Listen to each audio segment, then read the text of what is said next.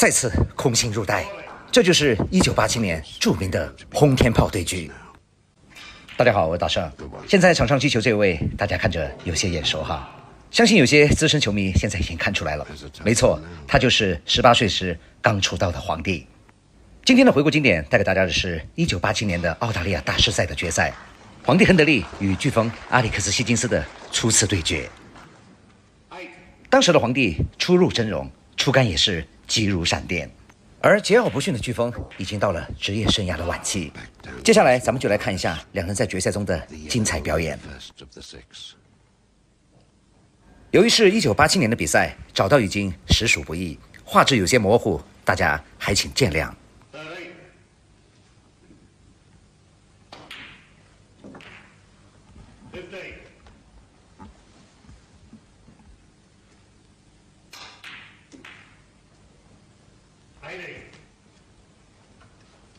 Be interesting to see what he'll do about the blow. 22.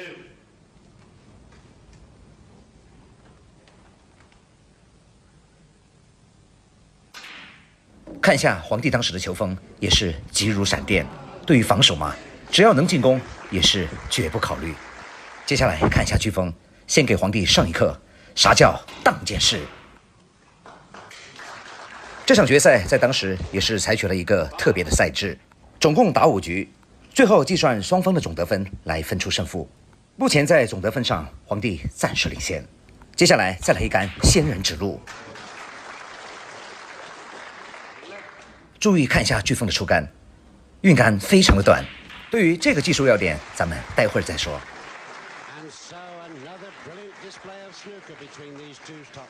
接下来咱们看一下双方的最后一局对局。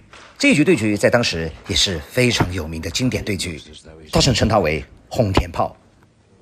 至于为什么叫轰天炮，大家看一下就知道了。飓风仔细看了一下黑球，没有单下。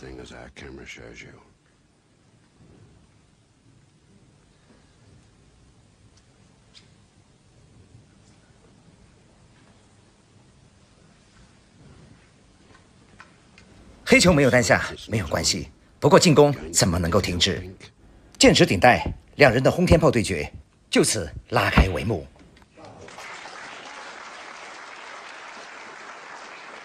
但是这一杆之后，无奈实在没有进攻的机会，哪怕强如飓风，也不得不选择放弃。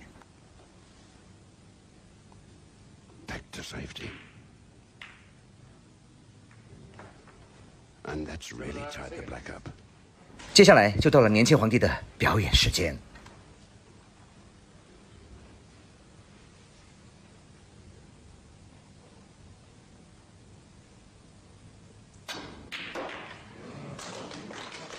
看看当时年轻皇帝的杀气有多么重，看看这2个球，你就知道了。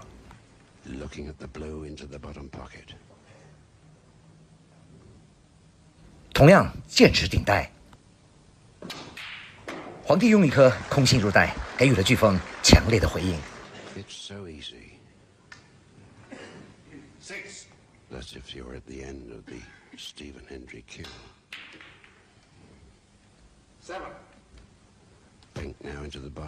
看台上，皇帝的父亲对儿子的打法早已经习惯。接下来的粉球再次对准顶带，年轻没有什么不可以。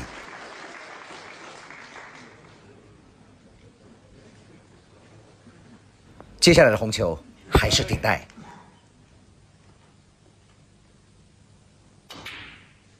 再次空心入袋，这就是1987年著名的轰天炮对局。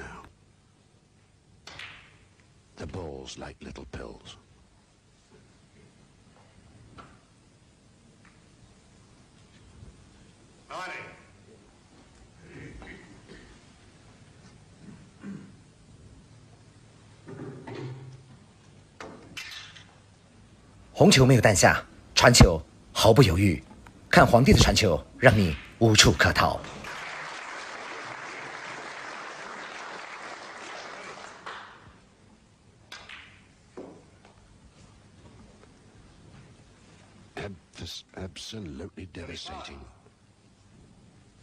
旁边的飓风抽着华子默念道：“小子，确实有我当年的风采。”兄弟们，你们数了没有？这是第几颗顶带了？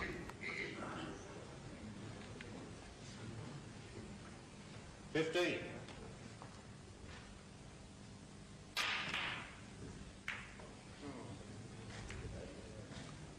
16.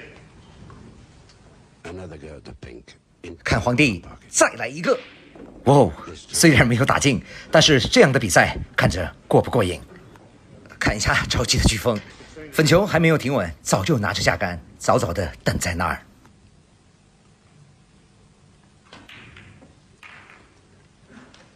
Alex, always the entertainer. 接下来咱们就来欣赏一下大哥惊艳的表演。 Balls. But he knows full well he has to say goodbye to the Winfield Masters 1987.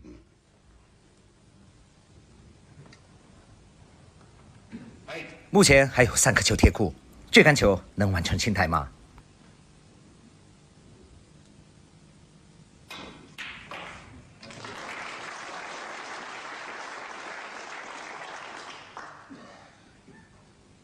Stephen Hendry in the final has to overcome Australia's Eddie Charlton to get there.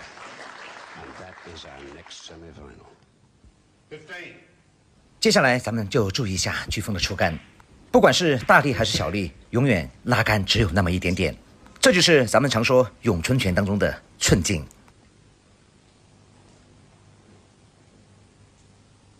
再来看一下这一杆的中力发力，还是一点点。 这也就是为什么咱们看到飓风发大力的时候会出现荡剑式、破剑式、仙人指路等等，在现代斯诺克当中看不见的招式。因为在这样短出杆的情况下，如果球杆不延伸，那么就无法将白球打透。不过这项绝技今天早已失传，当然就算传下来也没人敢用。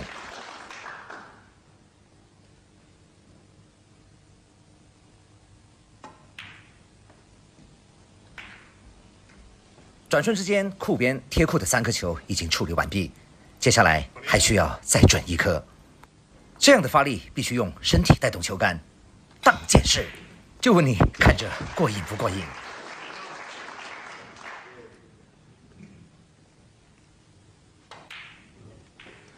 And so Alex giving an exhibition here of how to clear up. 33. His break is 33. There are 6 colors to go. But when he started, he was 159 points behind.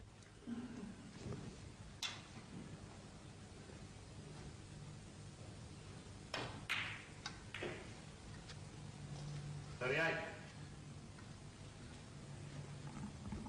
再来看一下飓风的运杆和出杆有多短。 42.